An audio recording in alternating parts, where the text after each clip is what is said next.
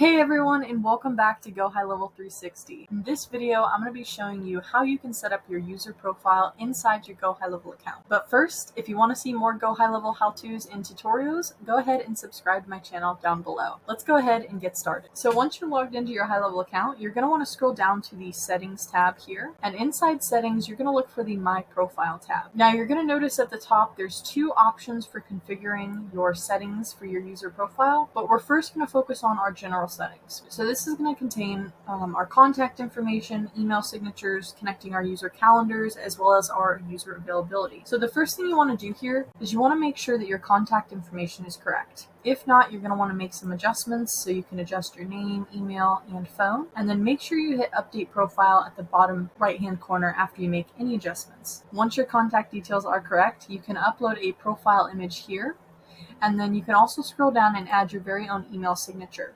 Now, it's important to note there's an option here to enable your signature on all outgoing messages. This is going to automatically attach that email signature every email that you send. If you don't want to do this and you would prefer only to have the email signature on emails that you specify with the custom value, then you can keep this off. Of course, make sure you hit Update Profile. Next, we have the Change Password option. So, in the event that you received your login credentials and the password was already written for you, and it's something that you don't think you remember or you would like to change, you can go ahead and paste that current password here, and then you can go ahead and change your password. And then once you're done, you're going to hit Update Password. Next, we have our email two-way sync. So this is going to allow GoHighLevel to automatically add contacts that have emailed your email into the HighLevel system. If you'd like to utilize this feature, you're going to want to select your email provider first, and then you're going to want to hit Connect. Now, if you're in a new window that doesn't have your Google Chrome attached to it, it's going to ask you to log into your Google account. All right, once you've verified that this is the account that you would like to connect, you're going to go ahead and hit Continue, and then you're going to hit Continue again here. So now our Gmail or Outlook email is connected to two-way sync, which is going to allow contacts who have messaged us via email to automatically go into our GoHighLevel system. Next, we have our calendar settings. So here, you're going to want to add New, and this is going to allow you to connect either your Google, Outlook, or iCloud calendar. Now, if you need a step-by-step guide on how to integrate these, you can hover over the little eye icon for each of these and then go into the help article, and it's going to walk you through step-by-step how to integrate your calendar. Okay, for this video, we're going to go ahead and connect our Google Calendar. So you're going to want to hit Connect, and it's going to take you to a new tab in your account. So if you're wondering what tab that is, it's the Integrations tab on your left-hand menu here. And this is still in the settings of your account. So what you're going to do is you're going to click Sign In with Google here, and it's going to ask you what Google account. You're going to select the Google account you would like to connect, hit Continue, and then you're going to hit Allow. It's then going to ask you what account you would like to link to this location. If you are a part of multiple accounts, you're going to have multiple accounts drop down here, so just choose the one you would like to connect. And then you can also enable Google Business Call Tracking. So if there is a Google Business profile attached to this Gmail account, you can actually enable it to track any of your Google Business calls. Then you're going to want to hit Connect. Now that your Google is connected, you also have the option, if you had a Google Ads account, to connect that as well, or if you had a Google Property account, you could connect that here as well. So now we're going to go back to My Profile on the left-hand side here, and now you can see that my calendar has been connected. Now I can also go to Add New, and I can add a different connection here if I need to in the future. And next, I want to configure my video conferencing. So we're going to select Video Conferencing. We're going to go to Add New. Now this is going to allow us to connect our Zoom. If you use Google Meets, it's important to note that because you already have your Google Calendar selected, your Google Meets is going to be connected as well.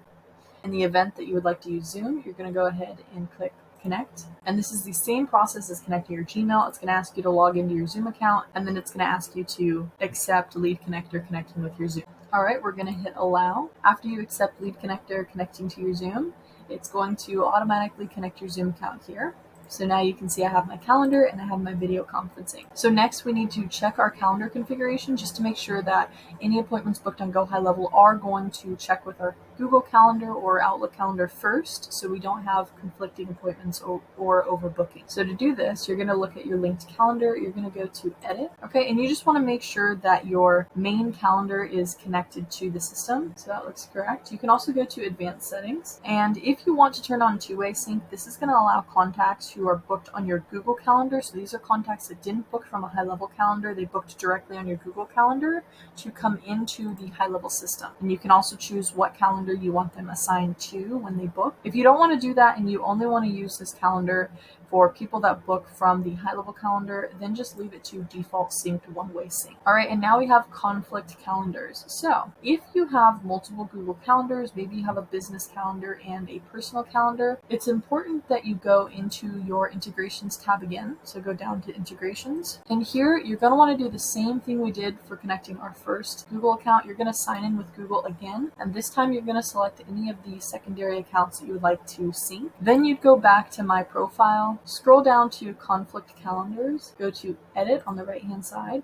and it would show you a drop down of those additional calendars that you could select to check for conflict. And then of course make sure you hit save. All right, lastly here, we're going to want to configure our user availability. So the first thing is the meeting location. You can do custom if you're using another platform for your video hosting, or you can use Zoom or Google Meets. You can also select address or phone if you plan on taking meetings over the phone, or if you plan on doing in-person meetings. And then of course you can take this custom field out and you can put in the custom address, or same thing with the phone. You can take out this custom field and you can put in your phone number. All right, now next is the time zone. So make sure you select the correct time zone for you. And then after that, you're going to want to select your hours of availability. So it could be Monday through Friday, you can do Sunday and Saturday. And then once you have those selected, you're going to want to go ahead and adjust the time that you're available. And then if you want to copy this time to all days, you can go ahead and click this icon on the right hand side here, and it's going to copy that. Now additionally, if you're off from a certain time on Monday, you can actually adjust this where it's 8 to, let's say, 12, and then you can adjust the time here 2 to 5. And then once you're done configuring, you're going to hit update availability, and it's going to save your settings here. All right, so now we've configured our profile's general settings. We want to configure our notification settings. So go up to the top here where it says notifications. You're going to click here. So here we're going to have our notification settings for conversations, tasks, WordPress, Facebook, and Google. So let's start with our conversations. Now the first option you have for notifications is to notify for all new conversations and messages initiated within the account. So if you would like to be notified anytime there is any sort of conversation that happens within your account, regardless of whether it's assigned to you or not, then you're going to want to select the notification type for this. If you don't want to be notified, you can just unselect and leave these blank. But if you would like a notification, you can go ahead and select whether you want an in-app notification, email notification, or SMS notification here. Now, in-app notification, if you aren't aware, in-app means it's going to be a notification on your phone if you've downloaded the Lead Connector mobile app. So if you haven't downloaded that app yet, I highly recommend downloading it. It's the Lead Connector mobile app. It's going to allow you to communicate with leads directly from your phone. You can text, email, call. You can also track their custom fields, tags. You can update opportunities. And schedule appointments. It's a really great app to have access to on mobile, so I highly recommend downloading it. All right, next we have notify when a conversation gets assigned to me.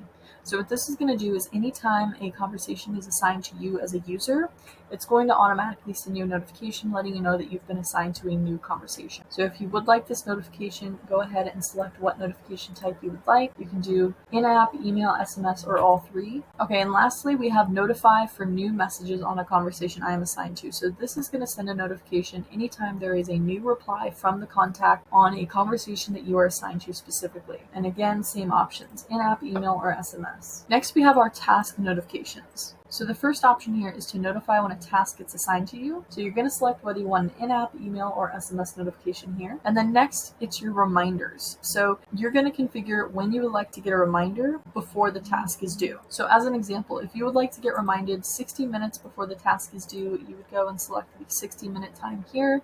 You also have the option for 45 minutes, 30 minutes, or 15 minutes. Once done, you're then going to select how you would like that notification to come through, whether it's the in-app notification, email notification, or SMS notification. Next, we have WordPress. So if you do want to be aware anytime a new WordPress service is purchased, you can actually select email notifications here as well. If you're not interested in that, you can just deselect it here. Now for Facebook and for Google, these options are for reviews specifically.